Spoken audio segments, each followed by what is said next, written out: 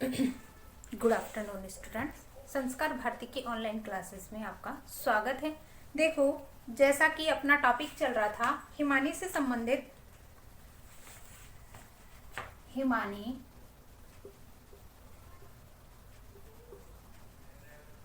के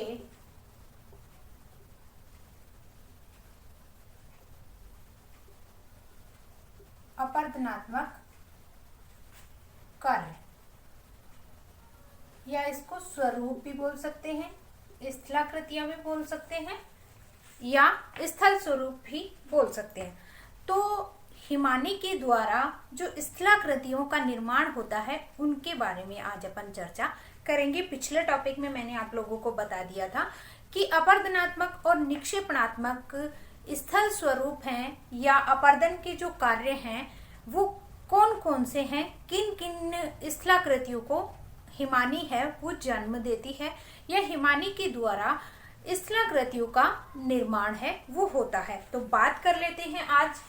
सबसे पहले स्थलाकृति का निर्माण होता है यू आकार, यू आकार की घाटी, यू आकार की घाटी। देखो, जिस तरीके से जब नदी प्रवाहित होती है तो नदी के द्वारा सबसे पहले कौन सी आकृति बनती है? वी आकार की घाटी बनती है। वी आकार की घाटी कैसे बनती है? जैसे ही नदी का प्रवाह होता है तो नदी है वो एक इस तरीके से, नदी का जो पानी है वो इस तरीके से गिरता चला जाता है।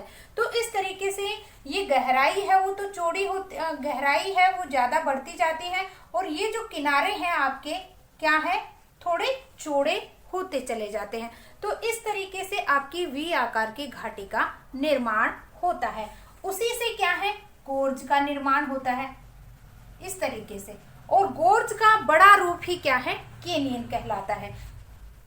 तो नदी जब प्रवाहित होती है उस समय सबसे पहले वी आकार की घाटी का निर्माण करती है, जिससे क्या है, उसके किनारे थोड़े चौड़े होते हैं और जो गहराई होती है वो बढ़ती चली जाती है। जब वो गहराई क्या है, बहुत ज्यादा गहरी हो जाती है, वी आकार से ज्यादा होती है, तो ये क्या है, गोर्ज कहलाता है।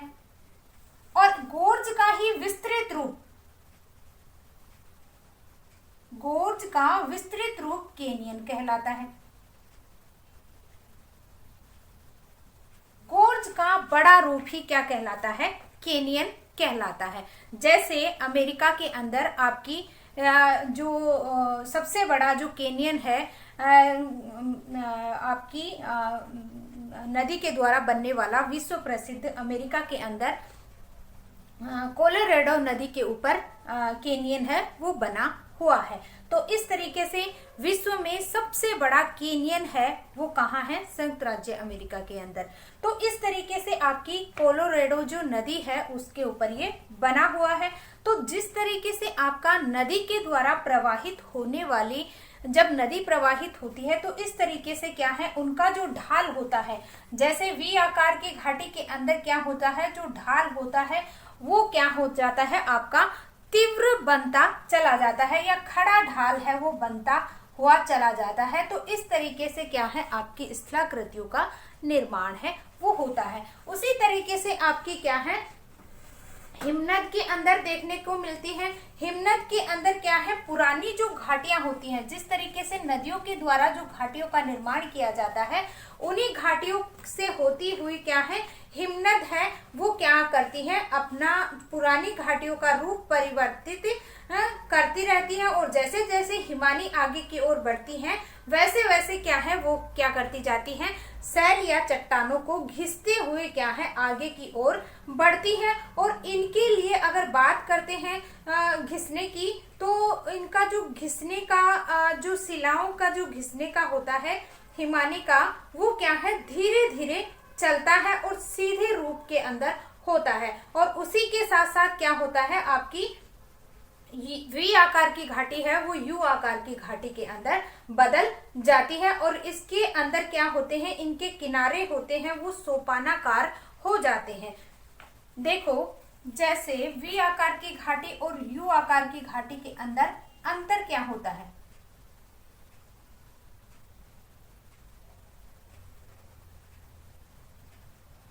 ठीक है।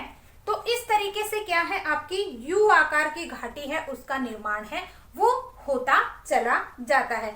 जैसे मान लो कोई भी आपकी जो हिमानी का जो टुकड़ा है, जब हिमानी है, हिम की जो शिलाएं हैं वो क्या होती है, जिस तरीके से नदी आकर गिरती है तो इस तरीके से नदी आकर गिरती है तो आपकी क्या है, वी आकार की घाटी बनती है। और जैसे ही वी आकार की घाटी बनती चली जाती है, लेकिन जो हिम की जो शिलाएं होती हैं वो क्या होती हैं, आपकी चौड़ी होती हैं, जिसके कारण ये क्या है, दोनों तरफ की क्या है, इनको सिराओं को, पार्श्व भाग को क्या है, काटती हुई चली जाती है। जैसे वी आकार की घाटी थी और इस वी आकार की घाटी के अंदर ही आपकी ही यू आकार की घाटी का निर्माण है वो होता है।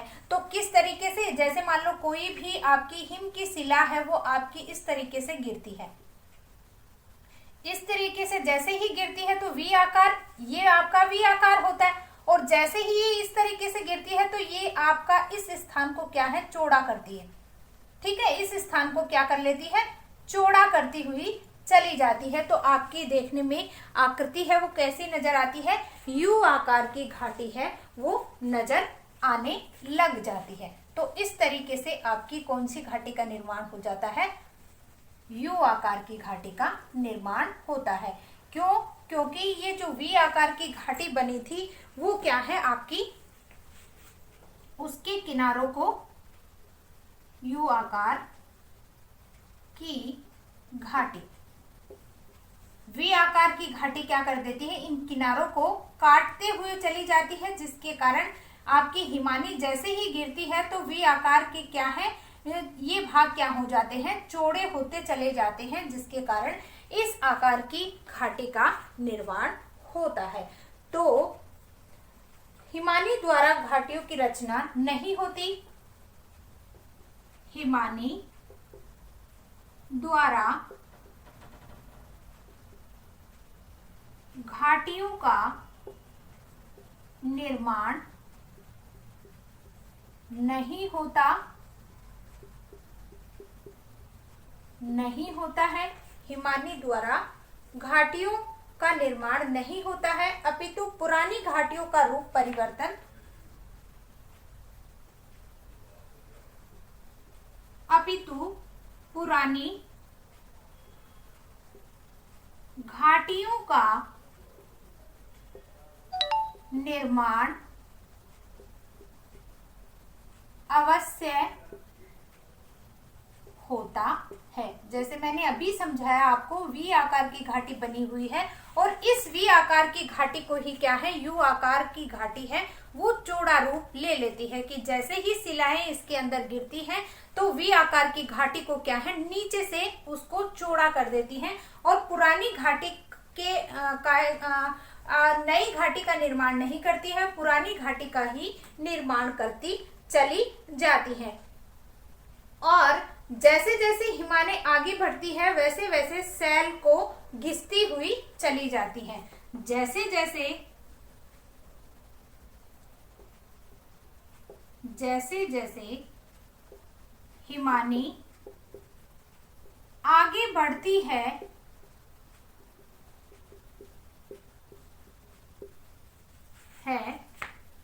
सैलों को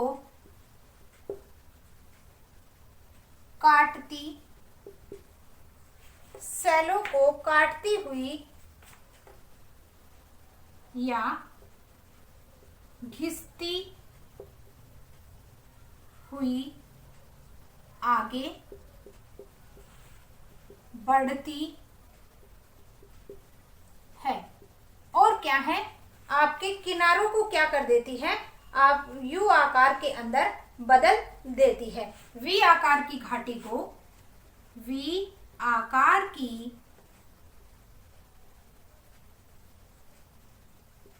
घाटी को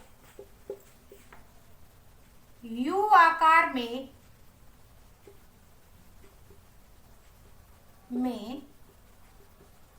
बदल देती है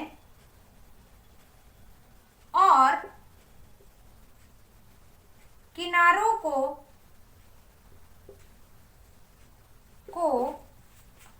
चौड़ा करती रहती है। तो इस तरीके से क्या है, आपकी सबसे पहले यू आकार की घाटी है वो नजर आती है। इसका स्क्रीनशॉट ले लीजिए पहले। उसके बाद आती है आपकी लटकती घाटी।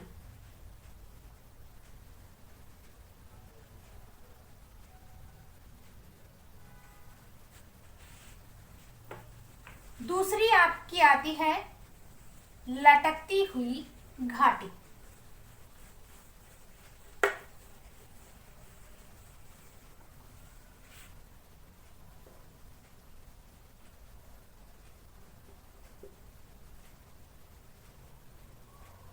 लटकती घाटी, देखो लटकती हुई घाटी है वो भी किसके अंदर, किसके साथ निर्माण होता है आपका, इसी के साथ आपका निर्माण होता है यू आकार की घाटी के साथ। किस तरीके से, जैसे मान लो इसके अंदर अगर देखा जाए तो यहाँ पे आपका यू आकार की घाटी बनी हुई है, और जैसे ही इसके अंदर क्या होती है, कोई भी आपकी हिमानी है वो खिसकती है इस तरीके से। जैसे ही आपके पर्वतीय क्षेत्रों से, जैसे हिम क्षेत्र से क्या होती है, प्रवाहित होती है, खिसकती है। हिमखंड टूटकर जब नीचे की ओर आता है तो इस तरीके से खिसकता हुआ चला आता है। ठीक है, इस तरीके से आता है। और जैसे ही ये क्या है, दूसरी, जैसे मान लो एक इधर से आ रही है,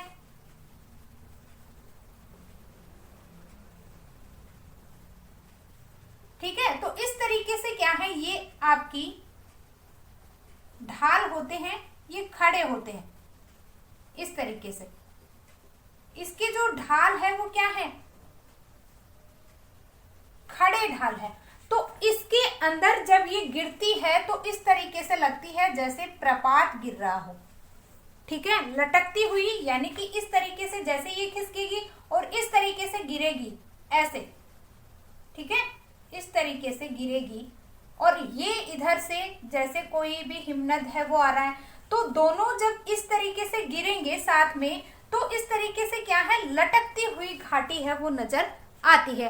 किस रूप में आएगी कि जिस तरीके से आपका जो पहाड़ी क्षेत्र से जब जल की बूंद, जल या झरना है वो क्या है, मतलब जल के रूप में, जब प्रपात के रूप में अपन को दिखाई देता है, जिसे अपन झरना या जल प्रपात कहा जाता है, कि पर्वतीय भाग से जब ऊपर से नीचे की ओर गिरता है बहुत तीव्र गति से, तब उसे क्या कहा जाता है, जल प्रपात की संज्ञा दी जाती है। वैसे ही हिम क्षेत्र के अंदर जब आपकी कोई शिला होती है, जब वह क्या है, यू आकार की घाटी के अंदर जब वो गिरती है, घाटी के अंदर जब वो प्रवेश करती है, तो पहले वाली जो शिला के ऊपर जिस तरीके से ये गिरती है तो ऐसे लग रहा है जैसे लटक रही हो, ये लटकी हुई रूप के अंदर मिलेगी आपको। इस तरीके से लटकी हुई रूप के अंदर ये मिलेगी, और इसका जो ढाल होता है वो क्या होता है, एकदम सीधा होता है। आपका 90 डिग्री का जो कोण बनाता है उस रूप के अंदर इस तरीके से खड़े हुए ढाल है वो दिखाई देते हैं। तो इस तरीके से आपकी क्या है, लटकती घाटी का निर्माण है वो होता है। लटकती घाटी जब हिमनद की मुख्य घाटी के तल से जब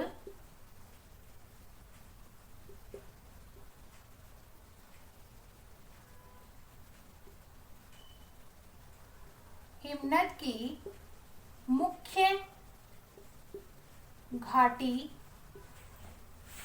के तल, मुख्य घाटी के तल से उसमें मिलने वाली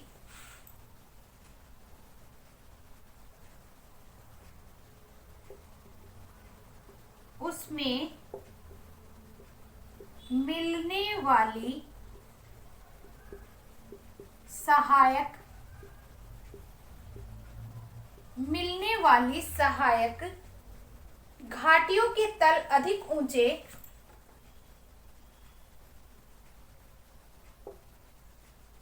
के तल अधिक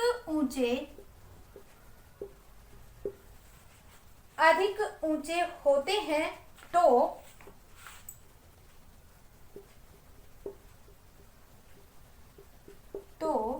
सहायक सहायक घाटियां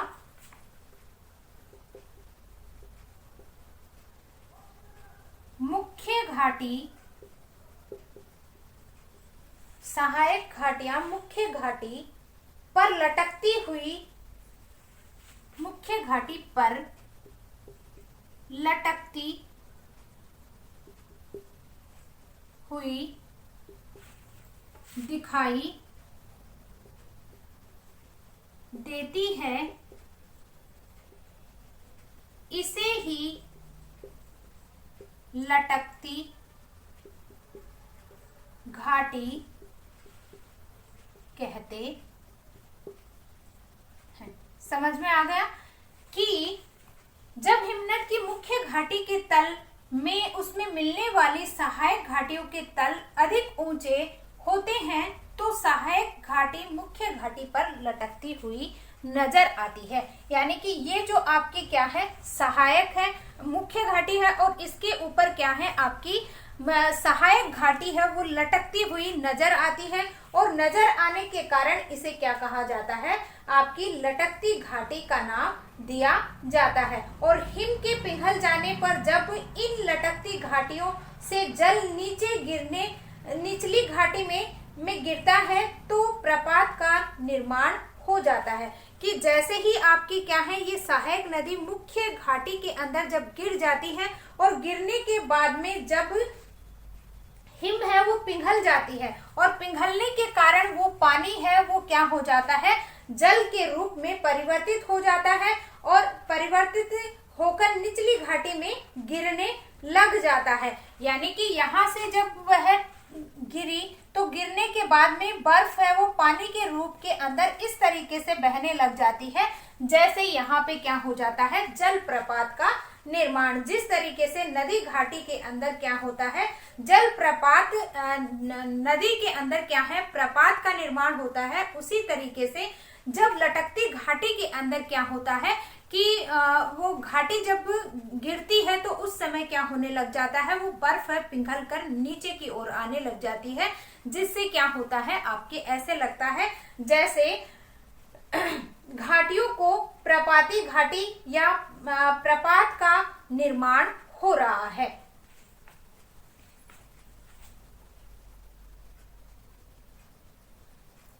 लटकती घाटी में जब बर्फ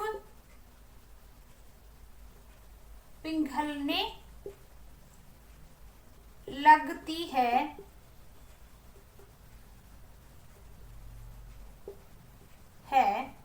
तो वह प्रपात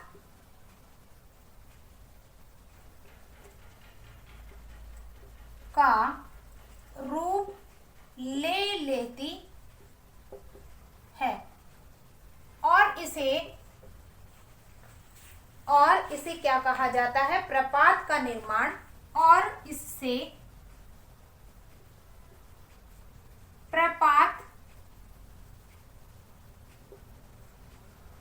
का निर्माण हो जाता है, होता है, और इसे ही क्या कहा जाता है, प्रपाती या प्रपाती घाटियां भी कहा जाता है। इसे ही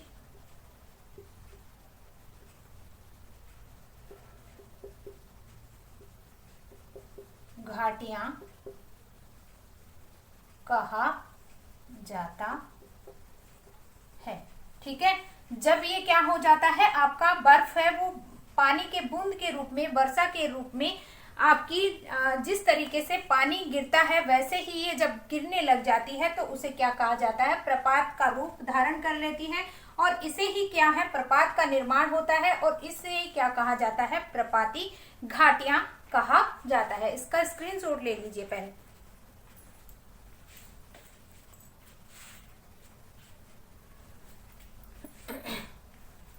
फिर आपका आता है अगला सर्ग।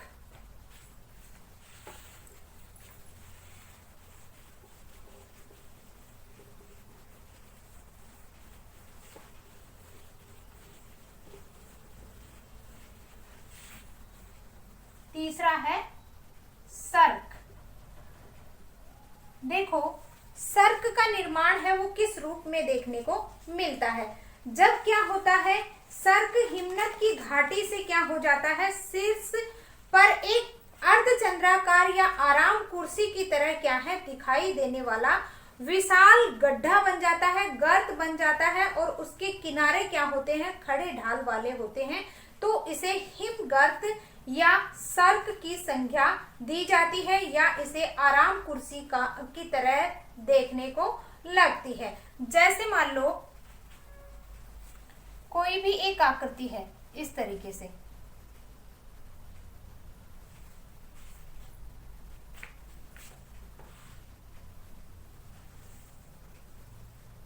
ये कोई भी एक आकृति बना रही हूं,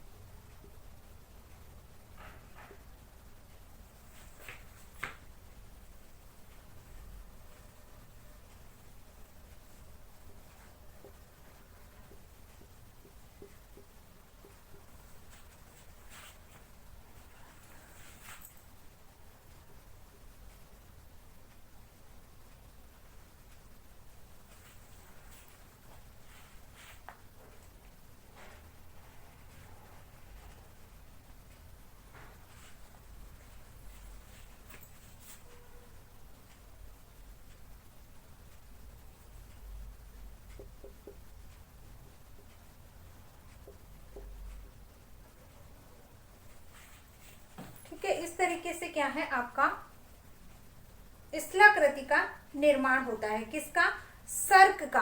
और देखने में ये कैसे लगते हैं, जैसे आपकी आरामदायक कुर्सी जैसे दिखाई देती है, आरामदायक कुर्सी जिसके ऊपर बैठकर व्यक्ति क्या करते हैं, आपके आराम करते हैं। या इसका आकार है वो देखने में कैसा लगता है कि आपका अर्धवर्ताकार या आराम कुर्सी की तरह इसकी आकृति है वो दिखाई देती है। और इससे क्या है, विशाल गर्त का निर्माण है वो होता है, जिसके किनारे क्या होते हैं, आपके ढाल, जिसके किनारे खड़े ढाल वाले या अवतल होते हैं। इसे हिमगर्त की संज्ञा भी दी जाती है।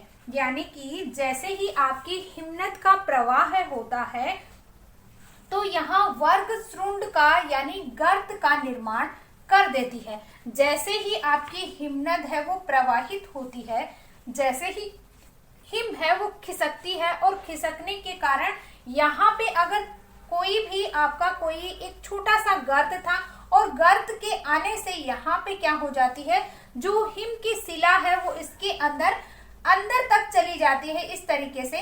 तो क्या बन जाता है, एक गर्त बन जाता है, एक गड्ढा बन जाता है। और इसको किस नाम से जाना जाता है, या तो इसे ऐसे कहा जाता है कि देखने में ऐसे लगता है जैसे आरामदायक कुर्सी हो, या इसे देखने में ऐसे लगता है जैसे अर्धवर्ताकार आपकी आकृति है वो देखने में नजर आती है। तो जिस तरीके से आपकी जैसे ही हिमनद का प्रवाह होता है, जैसे ही, तो उस समय क्या है, आपका सर्क का निर्माण होता है। सर्क यानी वह आपकी आरामदायक कुर्सी या कह सकते हैं अर्धवर्ताकार आपकी आकृति का निर्माण है वो होता है। तो बात कर लेते हैं सर्क हिमनद के सर्क, हिमनद की घाटी के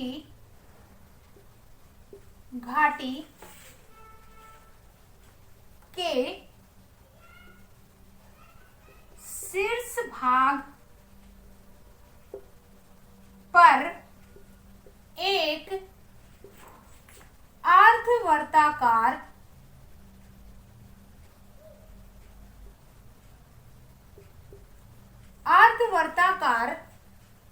या आराम कुर्सी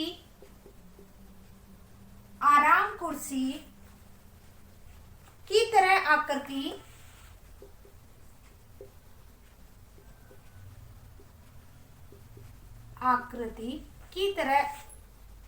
आकृति वाला विशाल गर्त होता है। किनारे खड़े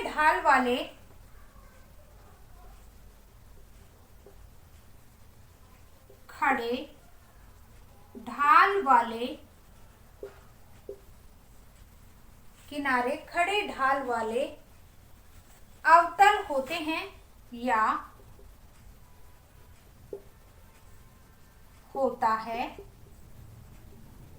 अवतल होता है। इसे हिमगर्त भी कहते हैं।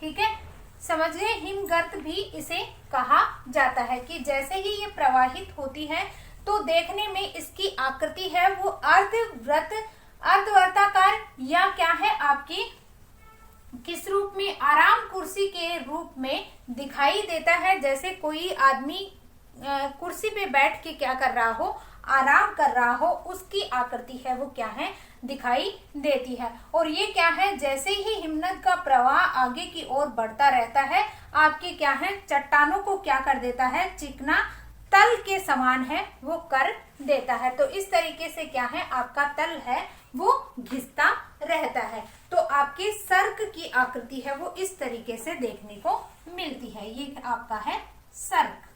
इसका स्क्रीनशॉट ले लीजिए पहले।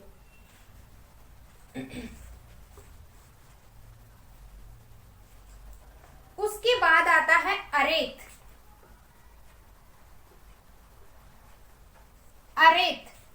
देखो अरेत की अगर चर्चा करते हैं अपन तो अरेत के लिए क्या है, ये तीक्ष्ण कटक भी माना जाता है। तीक्ष्ण कटक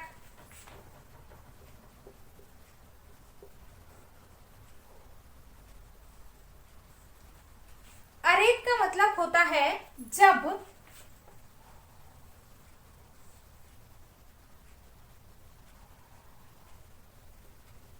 इसकी आकृति है किस रूप में,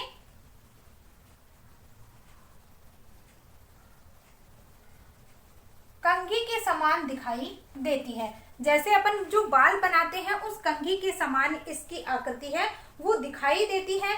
और इसमें क्या होता है, किसी पर्वत के दोनों किनारे पर्वत के दोनों ओर सर्क के विकास होने से मध्य का भाग क्या हो जाता है, अपर्दित हो जाता है और नुकीला हो जाता है। आपका मध्य का भाग अपर्दित होकर नुकीला हो जाता है। जैसे ये आपका क्या है, कोई भी पर्वतीय भाग है, ये आपका कोई भी छोटा सा पर्वतीय भाग है, इसका मध्य का भाग क्या हो जाता है, अपर्दित हो जाता है और इस तरीके से आकृति है वो बन जाती है। ठीक है, ये कोई भी आपका स्थल भाग था और इसके ऊपर क्या हो गया, आपकी जो मुलायम चट्टान थी वो तो क्या हो गई, आपकी अपर्दित हो गई। ठीक है, और जो कठोर चट्टानें थी वो क्या हो गई, आपकी स्थिर रह गई।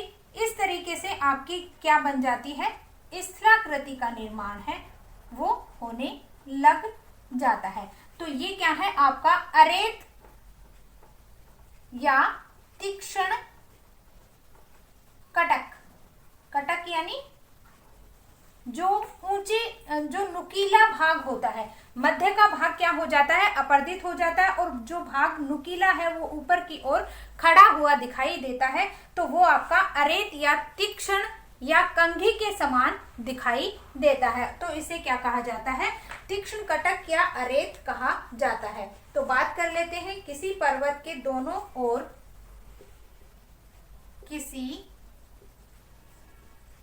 पर्वत के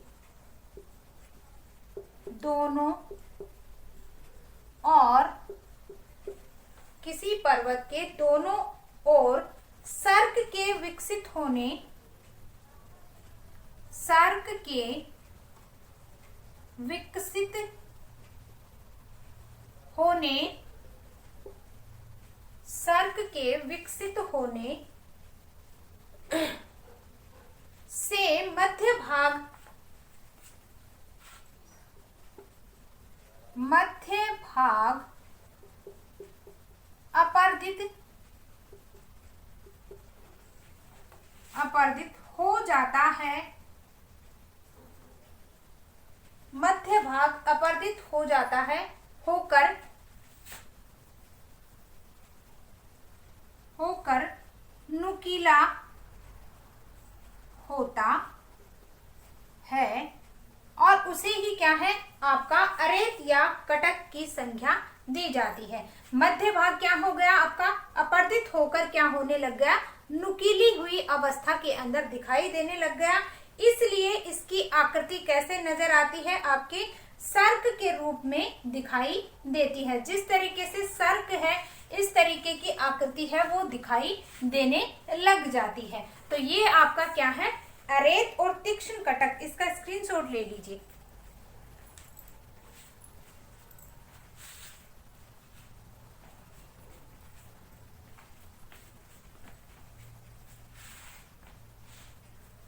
उसके बाद आपकी आती है अगली स्थलाकृति हॉर्न।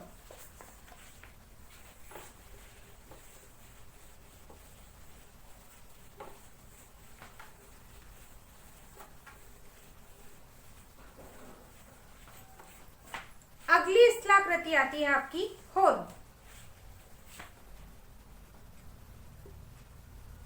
ठीक है, हॉर्न के अंदर क्या होता है, जब किसी पहाड़ी के पार्श्वों पर कई सर्क बन जाते हैं तथा जब निरंतर अपघर्षण द्वारा ये पीछे हटते जाते हैं तो उनके मिल जाने पर एक पिरामिड के आकार की चोटी का निर्माण होता है।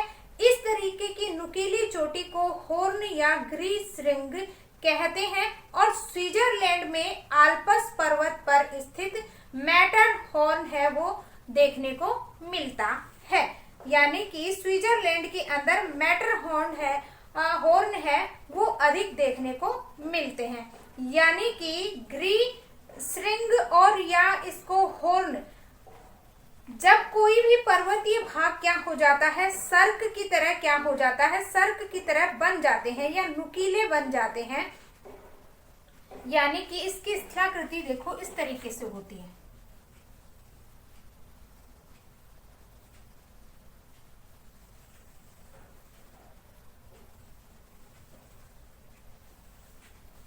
इस तरीके की स्थलाकृति है वो देखने को मिलती है।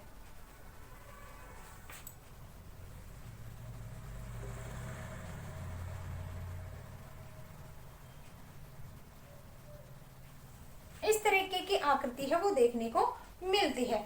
तो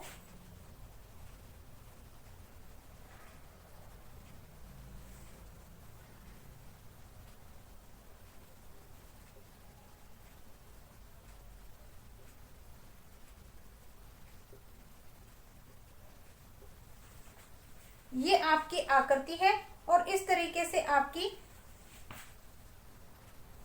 इसे क्या कहा जाता है, हॉर्न।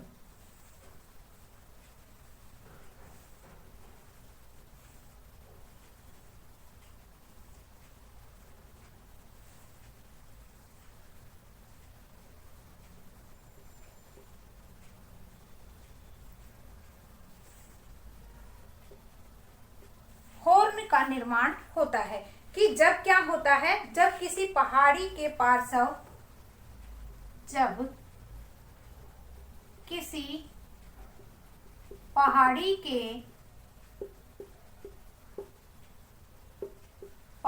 के पार्श्वों पर कई सर्क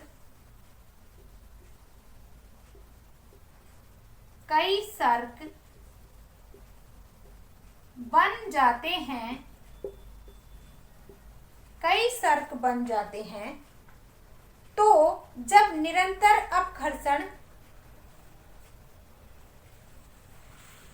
तो उनके निरंतर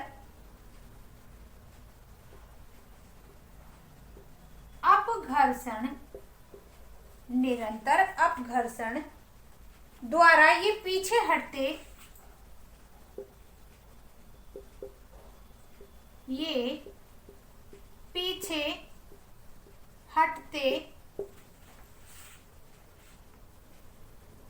जाते हैं, तो उनके मिल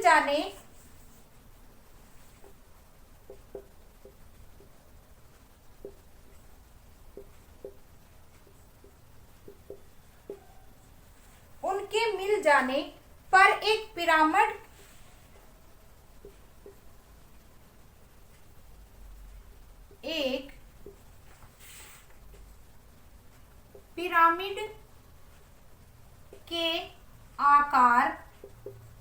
पिरामिड के आकार की चोटी का निर्माण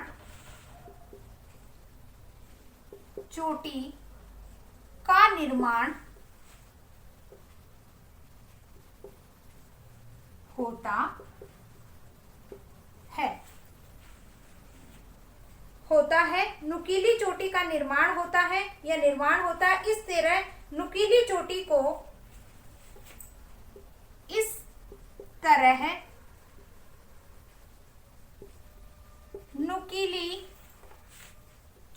को हॉर्न या गिरी श्रृंग कहा जाता है। ठीक है, क्या कहा जाता है? ग्रीसरंग या आपका हॉर्न कहा जाता है। स्विट्जरलैंड में जैसे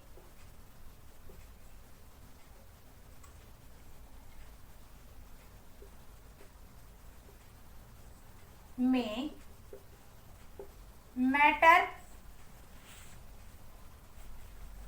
मैटरहॉर्न आपके अधिक देखने को मिलते हैं कि जैसे ही आपकी पर्वतीय क्षेत्र से, कोई भी पहाड़ी क्षेत्र से पार्श्व भाग से सर्क बन जाते हैं, तो उनके निरंतर अपघर्षण, निरंतर क्या हो रहा है? घर्षण हो रहा है। किनके द्वारा? हिमानी के द्वारा। तो क्या बन जाता है? एक नुकीली चोटी के रूप में दिखाई देता है और इसे क्या कहा जाता है? हॉर्न या ग्रीसरंग कहा जाता है और अधिकतर स्विट्जरलैंड में मैटरहॉर्न के नाम से इसे जाना जाता है या मैटरहॉर्न है स्विट्जरलैंड के अंदर मिलते हैं। तो आज के लिए बस इतना ही। धन्यवाद।